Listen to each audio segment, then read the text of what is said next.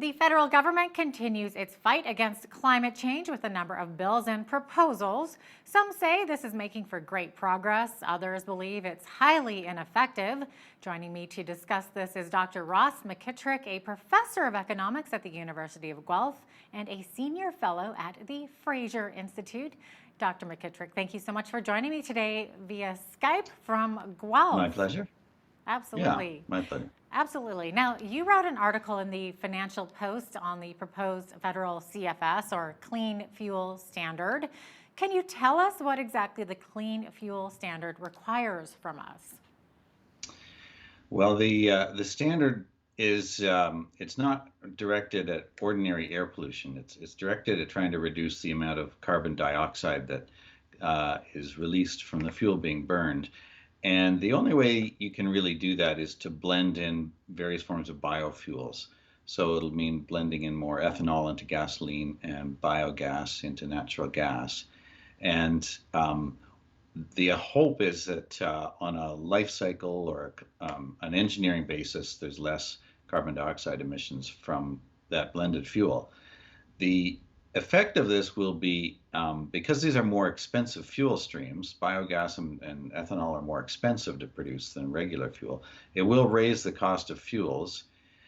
Depending on how stringent the target is, one estimate from the Canadian Energy Research Institute is that the price of natural gas could be pushed up by about 60% to fully comply with this rule. They may not push it that far. It's still a bit hard to tell, but it'll also add probably 5 to 10 cents per liter to the price of gasoline.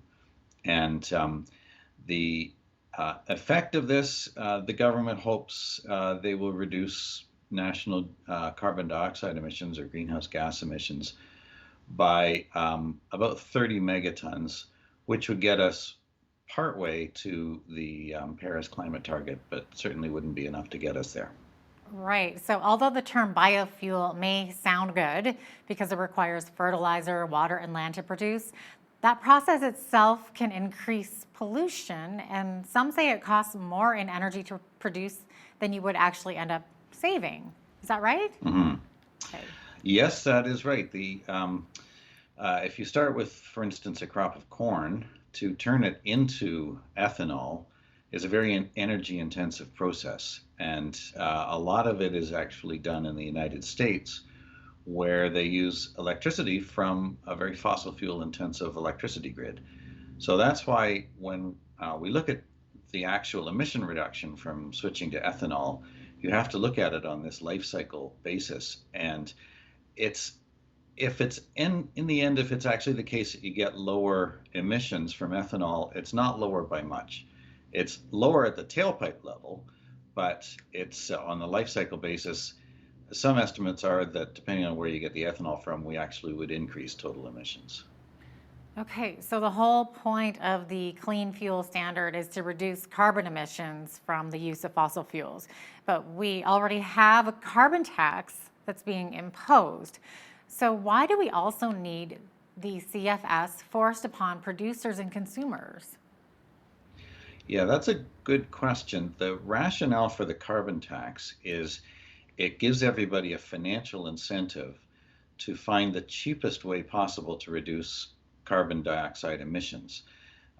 In economics, we like those kinds of policies because then you can say, all right, we're going to agree on how much emission reduction we're going to achieve. This is the way to do it at the lowest possible cost. But that only works if then the government stands back and lets the system work. If they let the market find those solutions under the incentive of the carbon tax.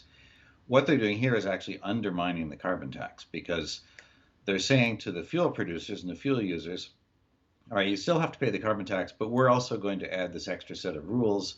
Specifically, you have to blend in all these biofuels into the liquid and gas stream. And it's happening at a much higher cost than the cost of complying with the carbon tax. So they've really unraveled the efficiency aspect of the carbon tax doing it this way, but of course they're still requiring us to pay it.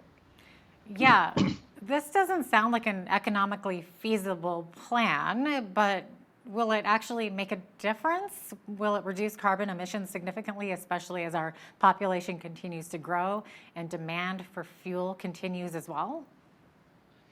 Um, there's a conflict between the goal of reaching the Paris targets and holding our emissions permanently below the target level, and also trying to increase the workforce much more rapidly than we've done in the past. And the government's trying to pursue both goals at once. The reality is that the population growth that they have in mind over the next few years will more than offset any of the reductions from the clean fuel standard. We ran into this problem with the Kyoto Protocol many years ago. A lot of people have forgotten all about that, but the government of the day signed a treaty in Kyoto promising to get our emissions down by a fairly ambitious amount and keep them down after 2010. And then it just turned out to be very expensive to do that because the technology isn't available that would let us use fossil fuels the way we do in a large, cold, spread out country like we have. We can't use fossil fuels to run our cars and heat our homes and get emissions down by the amount that they promised. So we ended up abandoning the Kyoto commitment. We're going to run into the same problem with Paris, that the government they can put these policies forward. They're very expensive to try. In the end, they don't actually accomplish what the government hopes that they will. And so something's got to give at the end of the day. Why is net zero so important to the government? Why do we have to get there regardless of costs? Carbon dioxide in and of itself isn't a pollutant. Is it not, in fact, very necessary for a healthy planet? Well, yeah, carbon dioxide has never been regulated in the past because it's not a local air contaminant. We regulate carbon monoxide and particulates and sulfur dioxide and other forms of local air pollution. But we didn't used to regulate carbon dioxide because, as you say, it is a natural part of the atmosphere and it's essential for plant life. What's happening now, though, is with fossil fuel consumption, that does release carbon dioxide emissions. And the concern is that over the long term, that can have an effect on the climate. And so the idea of going to net zero carbon dioxide emissions, which is a far more radical target even than the Paris Accord targets, the government seems to have adopted that without much in the way of a discussion with the public about why we need to do that, how much it would cost, and whether there would even be any benefits of doing it.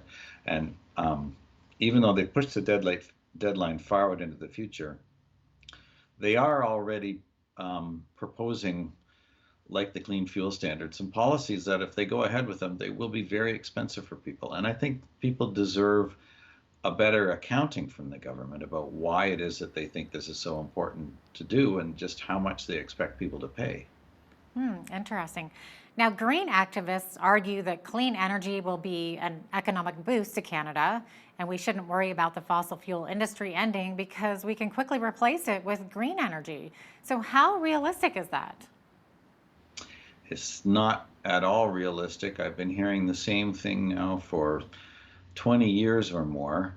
Every time the government proposes one of these policies, you will have environmentalists and also sometimes the representatives of the renewable fuels industry or the wind energy industry coming along and saying, don't worry, there'll be lots of jobs in these new sectors. Typically, though, for instance, our experience in Ontario going the green energy route, they said it wouldn't affect electricity prices, but the reality was our prices more than doubled. And they said that it would create a lot of new jobs. And the reality was that because of the increased electricity prices and the loss of manufacturing that went along with that, we lost at least 2 jobs for every job that was created in the renewable energy sector. And then the renewable energy sector jobs are only temporary anyway. Once the turbines are built and the solar panels are built, there aren't really ongoing jobs in that sector. So it is not the case that green energy is an economic opportunity. If it was an economic opportunity, you wouldn't need to force people to do it. The market would just pursue the opportunity the way people pursue any other profitable opportunity. The reason we have these policies is precisely because the market realizes these are money-losing industries and they don't create jobs. Interesting point. Now, you point out also that we all want clean fuel, but apparently, for every dollar of environmental benefit from the CFS, we actually lose $6 of income and wealth. Can you explain Mhm. that? Yeah, so that comes from tallying up the costs of compliance with the regulation and then also the indirect cost to the rest of the economy from the higher fuel prices and the reduction in the value of investments and things like that.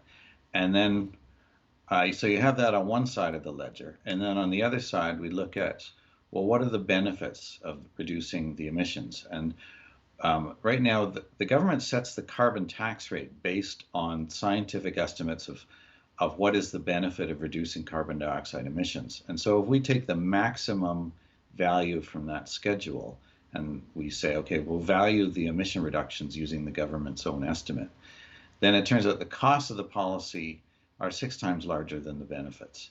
So we can say, yeah, we'll take the government at its word that these emission reductions are valuable, but that's not the end of the story. We are incurring much larger costs to get those emission reductions.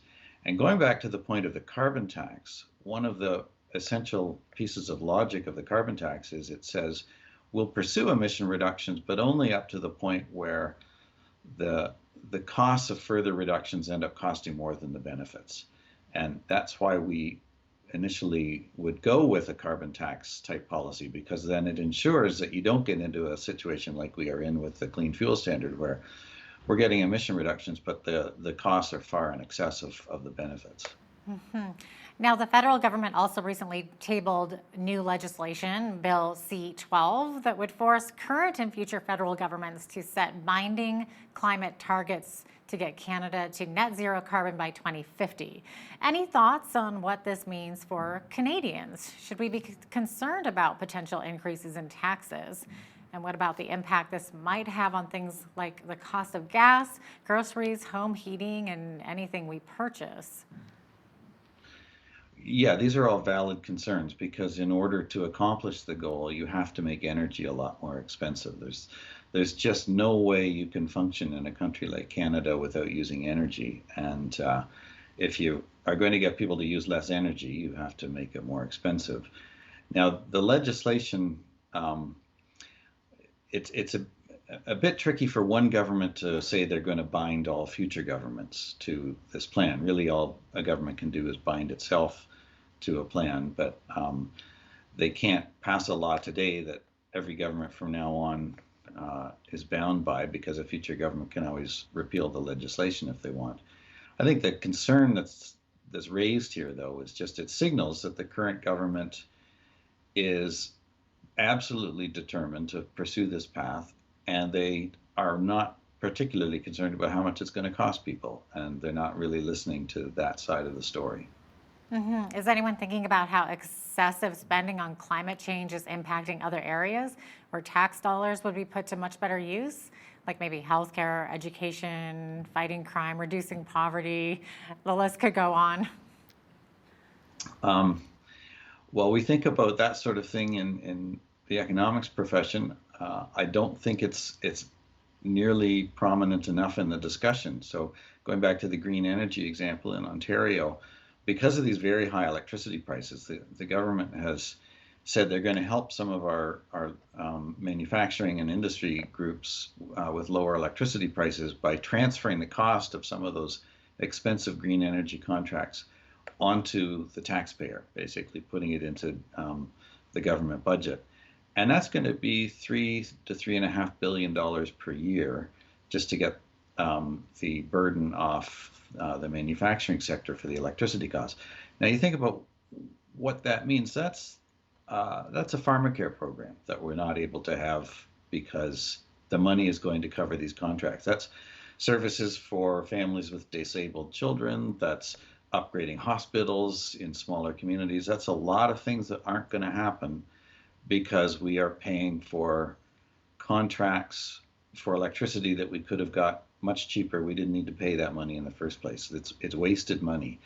And with something like the clean fuel standard, you're asking people to pay maybe 50 or 60% more for the same natural gas that they were getting previously. And you have to ask for what, and that's money out of household budgets. That's going to mean money out of farm budgets that they have to pass on to consumers in higher food prices. Yes, these are all absolutely legitimate questions. And the sad thing, as far as I can see, is that no, the government is not particularly interested in these questions. Thanks so much, Dr. McKitrick, for your insight. Dr. Ross McKitrick, professor of economics at the University of Guelph and a senior fellow at the Fraser Institute. Thanks so much for joining me today. My pleasure.